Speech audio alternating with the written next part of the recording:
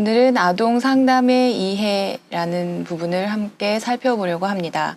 아동 상담의 배경 및 그 필요성, 그리고 아동 상담의 의의, 아동 발달, 그리고 아동 상담의 영역, 문제의 영역은 어떤 부분이 있는가, 아동 상담은 어떤 영역을 상담을 해야 하는가라는 부분을 오늘 함께 살펴보도록 하겠습니다. 그 첫 번째 시간으로 아동 상담의 배경 및 필요성입니다. 과거에는 확대 가족으로 해서 조부모, 그리고 부모님, 자녀도 여러 명의 자녀가 함께 있었고, 자녀를 양육하는 데 있어서 도와주는 구성원들이 상당히 많았습니다. 그러나 이제 최근에는 맞벌이 가족, 한부모 가족, 재혼 가족, 조선 가족, 다문화 가족이 또 많이 증가하는 추세이기도 한데요. 가족 구조가 다양해짐에 따라서 아동들이 경험하는 어려움이 다양해지고 있다는 것을 간과할 수 없는데요. 과거에는 자녀를 양육하는 데 있어서 보조 인력들이 상당히 많았지요. 그러나 최근에는 이제 맞벌이 가족으로 인해서 자녀를 양육하는 데 많은 어려움을 겪고 있습니다. 일찍 기관에 맡기게 되고, 그래서 아이들은 기관에서 보내는 시간이 많아지게 되고, 또한 이혼율의 증가로 인해서 한부모 가족, 사망으로 인한 한부모 가족이 되는 경우도 있고요. 이혼이 하게 되면 따라서 재혼도 아무래도 늘게 되겠죠. 그래서 재혼 가족도 늘어나고, 부모님들의 어려움을 통해서 이제 조성 가족 또한 늘어나게 됩니다. 이제 다문화 가족도 이제 최근에는 보육기관에서도 많이 볼 수 있고, 초등학교, 중학교, 고등학교에서도 많이 볼 수 있는데요. 이렇게 가족 구조의 변화에 따라서 아이들이 경험하는 부모님의 양육을 받아야 되는데 그 양육을 받지 못하고 가족 밖에서 활동하는 시간이 많다 보니 아무래도 어려움을 많이 경험을 하게 됩니다. 여기에서 조금 특히 한번 볼 것은 부모님의 이혼이 아동의 삶과 유대관계에 깊은 영향을 미친다라고 해서 발달에 미치는 영향은 그 연령에 따라서 상이하게 나타날 수 있다는 것 또한 한번 짚어볼 필요도 있습니다.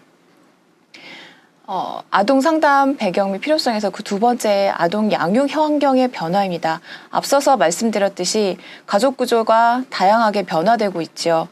그렇다 보니 어린이집이나 유치원 등 기관 양육의 비율이 아무래도 증가하게 됩니다.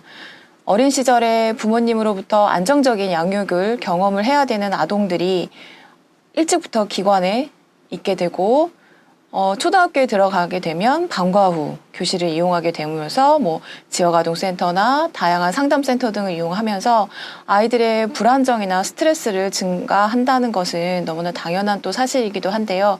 이런 양육 환경의 변화에 따라서 아동 상담도 늘어난다라는 부분을 볼 수 있습니다. 세 번째, 아동기 성장 환경의 변화입니다. 과거에는 형제가 굉장히 많았죠. 한 부모님이 7, 8명씩 자녀들을 낳아서 그렇게 자녀를 많이 낳는 이유는 예전에는 농촌 사회였기 때문에 자녀들을 많이 낳아서 같이 함께 일구는 역할들을 자녀들이 해주었는데, 최근에는 자녀를 양육하는 데 많은 어려움을 겪고 있다 보니 그래서 아이들을 낳는데 한계가 있죠. 그래서 외동아를 낳는 경우도 많고 하나 또는 둘 이렇게 출생률이 아무래도 감소를 하게 됩니다.